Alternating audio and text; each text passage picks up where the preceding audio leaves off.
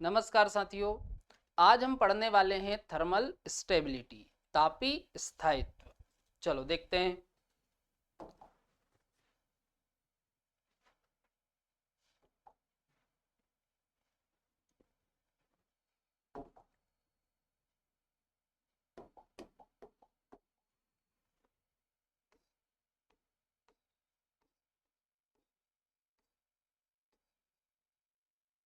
Thermal stability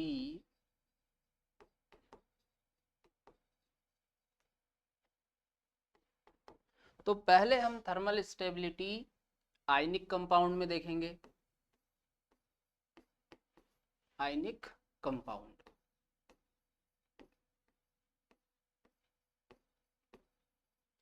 अब देखो ionic compound दो प्रकार के होते हैं, है ना।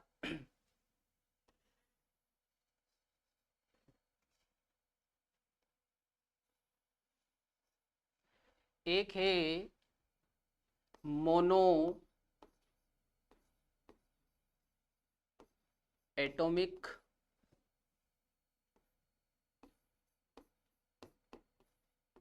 Anionic compound,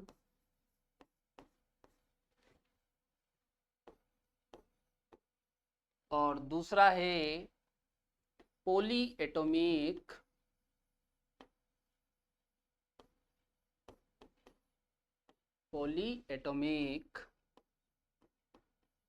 anionic compound.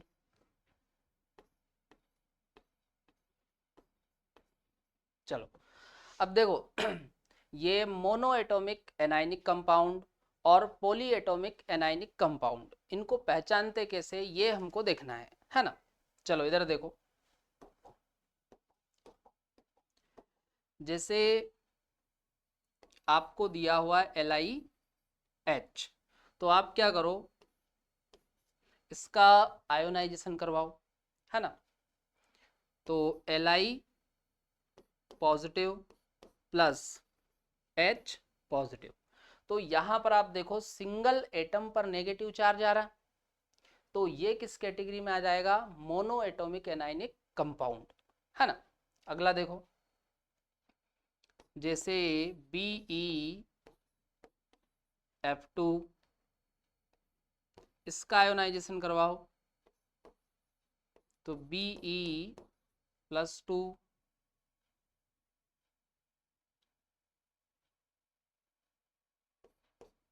Plus F-, तो यहां पर अब आप देखो यहां भी सिंगल एटम पर नेगेटिव चार्ज आ रहा, तो ये भी किस टाइप का है, मोनो एटॉमिक एनायनिक कंपाउंड, है ना। ये आयोनाइजेशन करवा के देख लो। चलो एक और देखो, जैसे BeH2, इसको आप तोड़ो, तो Be और H-, है ना। चलो अब इधर देखो, जैसे आपको दिया हुआ है Li2CO3, आप इसका आयोनाइजेशन करवाओ, तो ये Li प्लस और CO3-2, तो यहां पर आप देखो एनायन में एक से ज्यादा एटम है भाई, एक कार्बन है और 3 ऑक्सीजन है, तो ये किस टाइप का कंपाउंड हुआ, पॉली एटॉमिक एनायनिक कंपाउंड, है ना। अगला देखो LiOH, इसका आयोनाइजेशन करवाओ, तो ये Li प्लस OH-, तो एनायन में देखो एक ऑक्सीजन है और एक हाइड्रोजन है, तो ये भी कैसा हुआ, पॉली एटॉमिक एनायनिक कंपाउंड। अगला देखो Li2SO4, इसका आयोनाइजेशन करवाओ, तो Li plus SO4-2,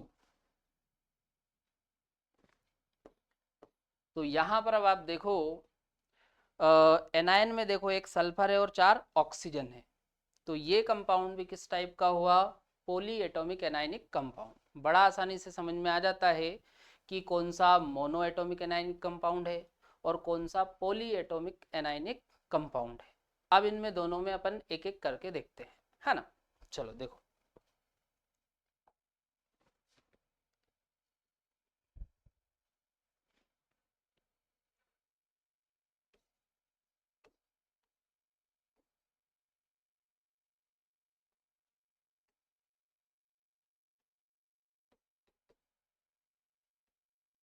mono atomic anionic compound.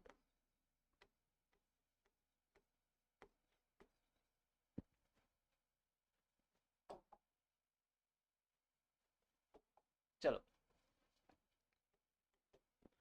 तो यहां पर थर्मल स्टेबिलिटी अपने को देखनी है लेटाइज एनर्जी से। किससे देखनी है, लेटाइज एनर्जी से। और ये जो लेटाइज एनर्जी है ये साइज ऑफ कैटायन के होती है व्युत्क्रमानुपाती, साइज ऑफ कैटायन, है ना। चलो ऑर्डर देखो,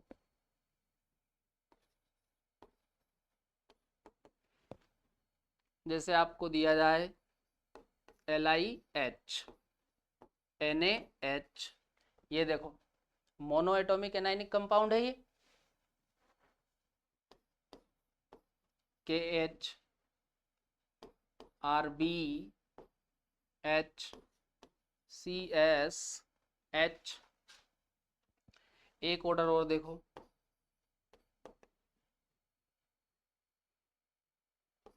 BeH2 MgH2 CaH2 SrH2 BaH2, है ना। तो यहां पर अब आप देखो भाई, इस वाले में आप देखो एनायन H माइनस है, और इस वाले में देखो, इस वाले में भी एनायन H माइनस है ना। तो अब आप देखो अपन समूह में नीचे जा रहे हैं, lithium, sodium, potassium, rubidium, caesium. यहाँ पर अपन सेकंड ग्रुप में नीचे जा रहे हैं, beryllium, magnesium, calcium, strontium, barium, है ना। तो समूह में नीचे जाएंगे तो नीचे जाने पर साइज बढ़ेगा, तो साइज ऑफ कैटायन बढ़ेगा।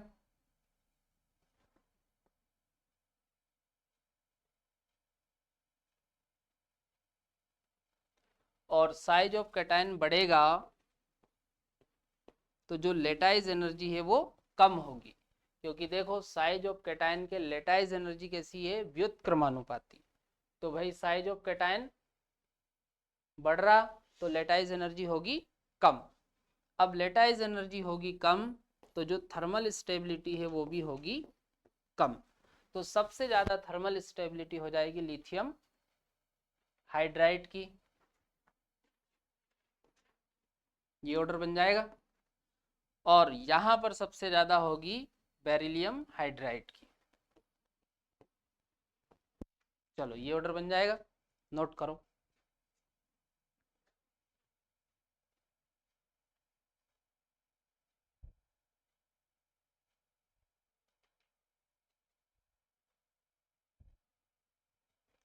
चलो एक ऑर्डर और देखो,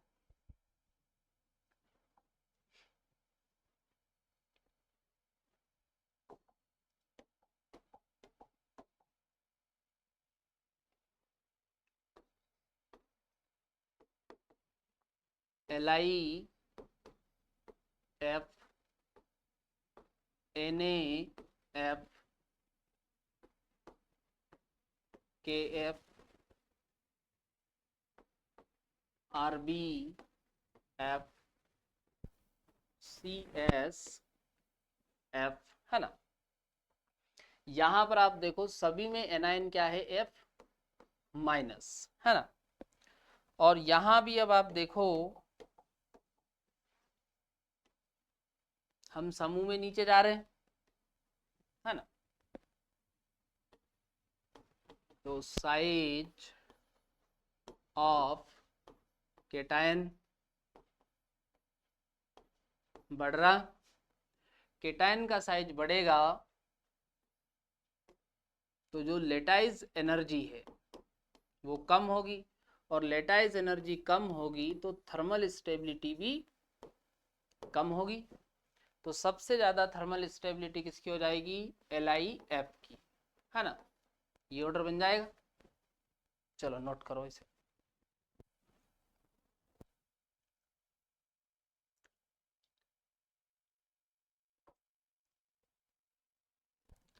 चलो अगला देखो,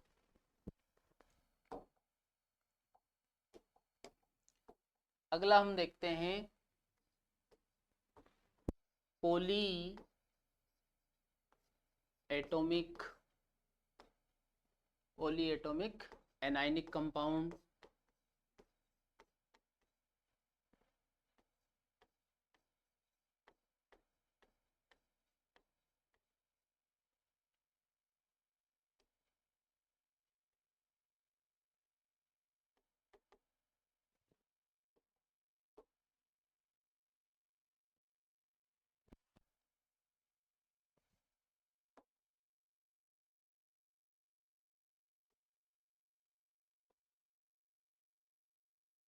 चलो तो यहां पर थर्मल स्टेबिलिटी देखते हैं अपन।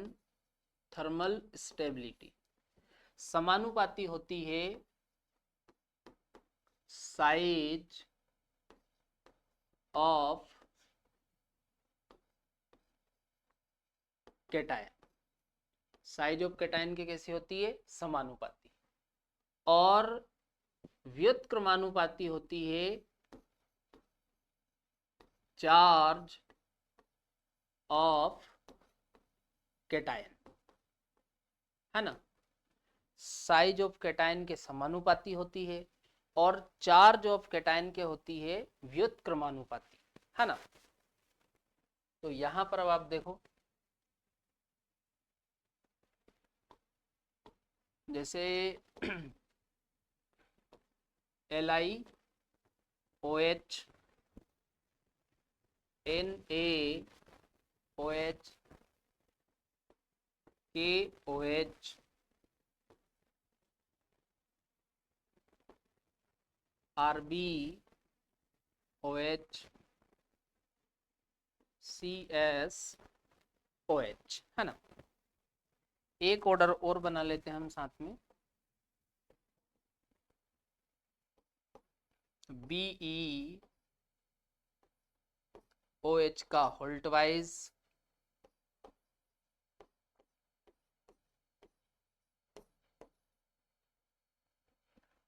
अगला MgOH का होल्ट वाइज, CaOH का होल्ट वाइज, SrOH का होल्ट वाइज और BaOH का होल्ट वाइज, है ना। तो पहले ऑर्डर में आप देखो, पहले ऑर्डर में एनायन OH माइनस है, तो ये कौन सा हो गया, पॉली वाला है। यहां पर देखो, यहां पर भी OH माइनस है। चलो अब देखो इसमें भाई साइज ऑफ केटायन के समानुपाती है, तो हम समूह में नीचे जा रहे हैं। देखो lithium, sodium, potassium, rubidium, caesium समूह में नीचे जा रहे हैं। तो size of cation, size of cation, size of cation बढ़ रहा है, साइज ऑफ कैटायन बढ़ेगा तो जो थर्मल स्टेबिलिटी है वो भी बढ़ेगी, है ना।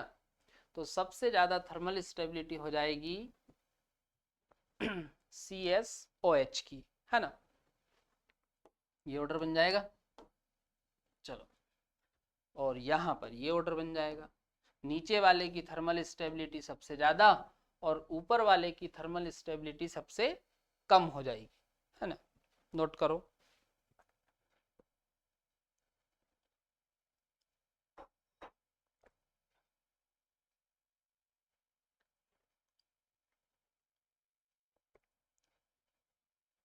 चलो, कुछ ऑर्डर और देखो इसके।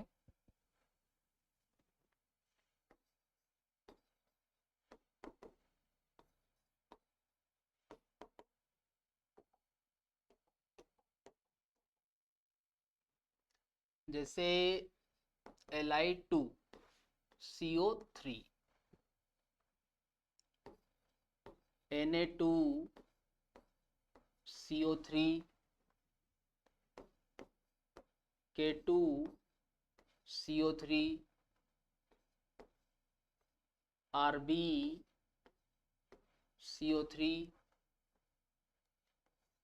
CsRb2, है ना, CS2CO3, है ना। एक ऑर्डर और देखो, BeCO3,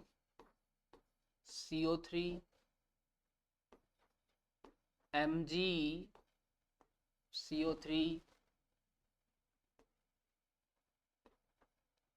CaCO3, SrCO3, BaCO3,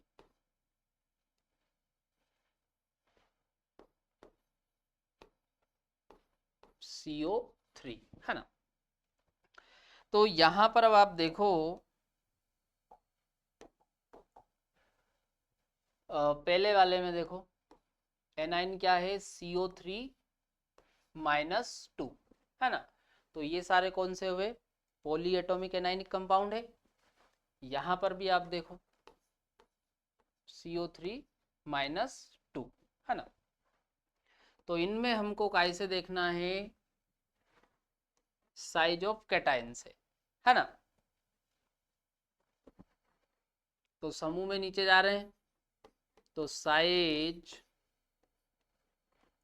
of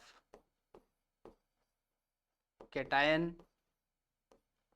size of cation बढ़ रहा है तो थर्मल स्टेबिलिटी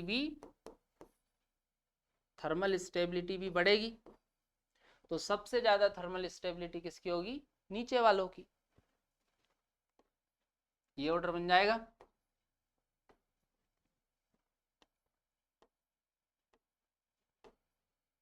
चलो नोट करो।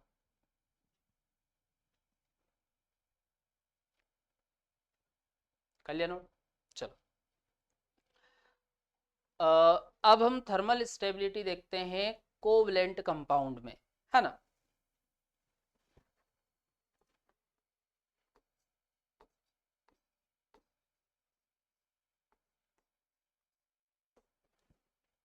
कोवलेंट कंपाउंड,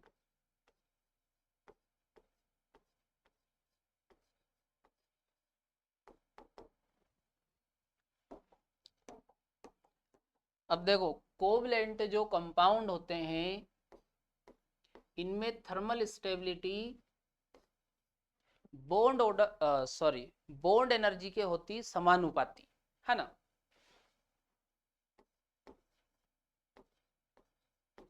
बॉन्ड एनर्जी,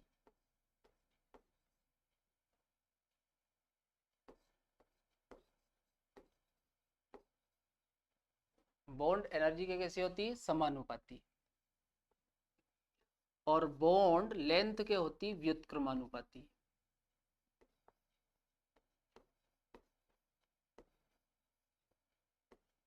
है ना। ये रिलेशन याद रखना है ना। या तो आप बॉन्ड एनर्जी से देख लो या फिर आप बॉन्ड लेंथ से भी देख सकते हो, है ना। चलो ऑर्डर देखो,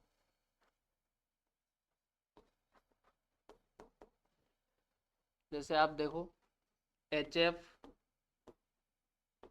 HCl, H, Br, HI। अब इसमें आप देखो ये कोवलेंट कंपाउंड है, तो यहां पर अब आप देखो हम समूह में नीचे जा रहे हैं, समूह में हम नीचे जा रहे हैं। तो यहां पर आप देखो फ्लोरीन, क्लोरीन, ब्रोमीन, आयोडीन, तो साइज बढ़ेगा, और साइज बढ़ेगा तो बॉन्ड लेंथ बढ़ेगी, और बॉन्ड लेंथ बढ़ेगी तो थर्मल स्टेबिलिटी कम होगी, है ना। तो साइज बढ़ रहा नीचे जाने पर, साइज बढ़ेगा तो बॉन्ड लेंथ बढ़ेगी,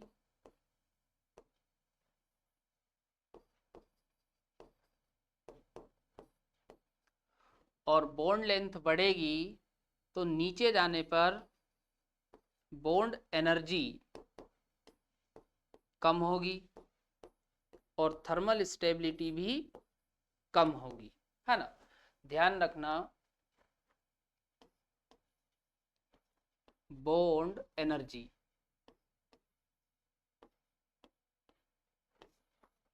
और बॉन्ड लेंथ में रिलेशन होता है व्युत्क्रमानुपात का। कैसा रिलेशन होता है? व्युत्क्रमानुपात का, है ना, ये ध्यान रखना।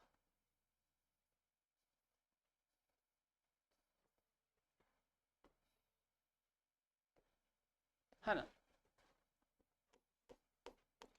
तो यहां पर हम सबसे ज्यादा थर्मल स्टेबिलिटी देखें तो सबसे ज्यादा किसकी होगी? HF की, है ना। चलो ये ऑर्डर बन जाएगा, नोट करो पहले से, कर लिया नोट। चलो और ऑर्डर देखो,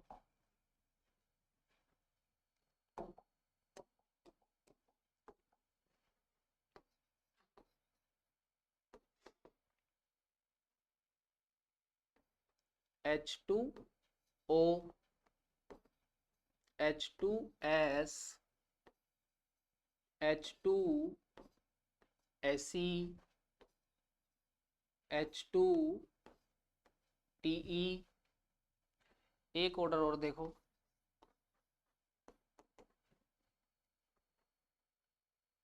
NH3, TH3, AsH3, SbH3। तो यहां पर अब आप देखो हम ग्रुप में नीचे जा रहे हैं,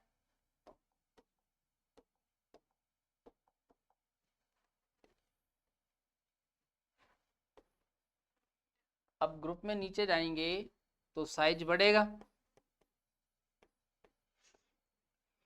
और साइज बढ़ेगा तो बॉन्ड लेंथ बढ़ेगी, है ना। और बॉन्ड लेंथ बढ़ेगी तो बॉन्ड एनर्जी कम होगी, है ना, और थर्मल स्टेबिलिटी भी कम होगी। तो पहले वाले ऑर्डर में सबसे ज्यादा थर्मल स्टेबिलिटी किसकी रहेगी? H2O की, है ना, ये ऑर्डर बन जाएगा। और इस वाले ऑर्डर में सबसे ज्यादा थर्मल स्टेबिलिटी रहेगी NH3 की। चलो नोट करो इनको,